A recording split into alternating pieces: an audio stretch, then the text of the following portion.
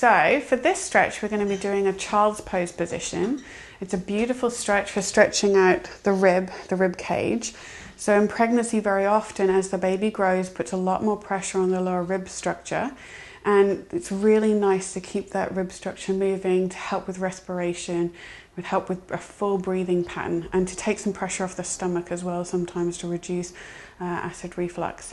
So in this position, I'm going to crouch down on the floor in a kneeling position. So you want to make sure you're nice and comfortable. You've got a nice thick mat. If you need to add extra support underneath your knees, then do with a blanket or an extra thick kind of Pilates mat. And then just take up a comfortable position.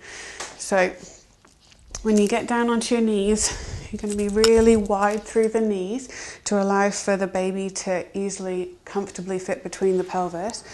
You're going to come down onto your hands and then gradually creep your fingers forwards and sit your pelvis back and down.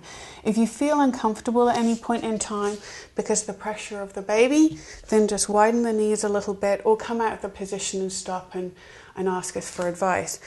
But as you creep forwards and you sit your pelvis back, the head will come down to the floor. And you can maintain the stretch, just letting the head rest and feeling a stretch through the outside of the ribs. You'd hold that stretch for about 20 to 30 seconds, just maintaining a nice breathing pattern, nice slow deep breaths, so that you can get a really good stretch through each of the ribs and some of the lateral shoulder muscles, and then you're done. So that's child's pose position. It's a nice rib stretch during pregnancy. If you have any cause for concern, any pain or discomfort, stop the stretch and give us a call.